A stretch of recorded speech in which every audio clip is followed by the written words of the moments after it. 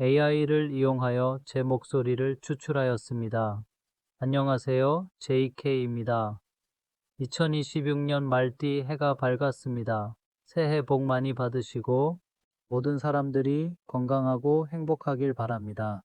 사실 유튜브 시작을 2024년 1월 1일부터 시작을 하였고 오늘 딱 2년이 되었습니다. 그래서 2026년부터는 저도 마음가짐을 새로이 하고 2025년보다 더 바쁘게 살기로 하였습니다.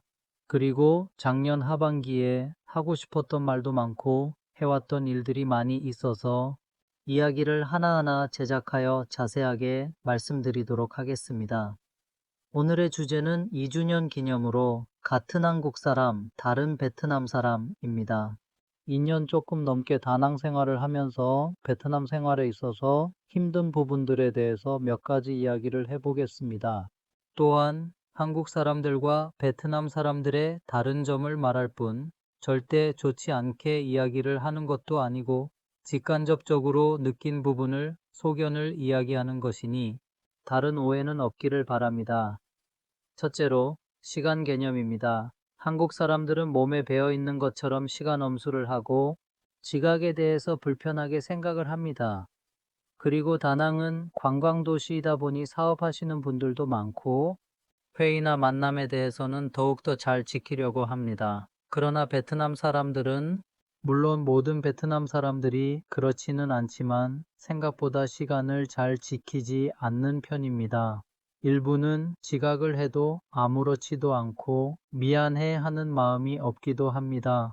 문화 차이일 수도 있지만 한국 사람은 정확한 시간 개념으로 베트남 사람은 여유로운 시간 개념으로 생각하는 것 같습니다. 그리고 개인적인 생각이지만 시간 개념은 선진국과 선진국이 아닌 국가의 차이라고 생각이 들기도 합니다. 둘째로 대인관계입니다. 한국 사람들은 대부분 나이를 기준으로 위아래를 나눕니다. 그래서 상하 관계가 뚜렷하고 직장 내 위계를 강조하고 있습니다. 그러나 베트남 사람들은 대체적으로 수평적인 관계로 많이 생각합니다. 자존심 때문에 그런 건지 모르겠지만 미안하다는 말도 잘 안 하고 잘못을 했을 때는 괜찮다는 말을 하거나 그냥 가만히 지켜보기만 하는 상황도 많이 볼 수가 있습니다. 그래서 베트남 사람들의 잘못으로 한국 사람들이 화가 나도 지랄을 해도 대부분의 베트남 사람들은 방관만 합니다. 셋째로 결혼 문화입니다. 한국 사람들은 현대사회에 들어서 예식장을 몇 달 전에 예약하고 하루에 모든 것을 끝내고 신혼여행을 떠납니다. 그리고 결혼 나이도 많이 높아져서 35살에서 40살 초반까지도 결혼하는 부부가 많이 생겨나고 있습니다. 베트남 사람들은 저도 참석으로 한번 해보았지만 신부 측 고향과 신랑 측 고향에서 혼례를 치릅니다. 제 경험상으로는 신부 측 집에 가서 결혼식을 올리고 신랑 측 집에 가서 결혼식을 올렸습니다. 그리고 신부 측과 신랑 측 집에 멀었는데 신부 측 결혼식 당일에 신랑 측 집으로 이동하여 결혼식으로 올리고 몇 일 동안 신랑 측 집에서 쉬다가 다시 다낭으로 돌아온 적이 있었습니다. 한국 사람으로서는 재미있고 신기한 결혼식 광경이었지만 외부에서 몇 일 동안 아무것도 못하다 보니 너무 힘들었습니다. 그리고 그 결혼식의 축의금은 대체적으로 20만 동에서 50만 동을 하객들이 냈고 친인척들은 100만 동 이상 낸 것으로 볼 수가 있었습니다. 마지막으로 식사 문화입니다. 한국에서는 대부분의 회사들이 오후 12시에서 오후 1시까지 1시간 동안 점심시간이 있습니다.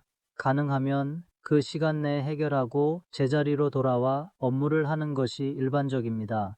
그러나 베트남 사람들은 상황에 따라 유동적이지만 집에 가서 점심을 먹고 낮잠을 자다가 오는 경우가 많습니다.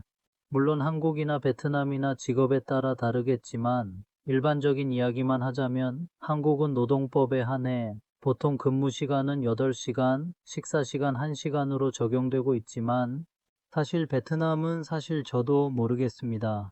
상황이 너무나도 많고 집에 가서 밥 먹고 한숨 자고 오는 경우가 많아서 단정 짓기가 애매합니다. 오늘은 다낭에서의 같은 한국 사람, 다른 베트남 사람에 대해서 이야기해 보았습니다. 다시 한번 새해 복 많이 받으십시오. 감사합니다. 끝.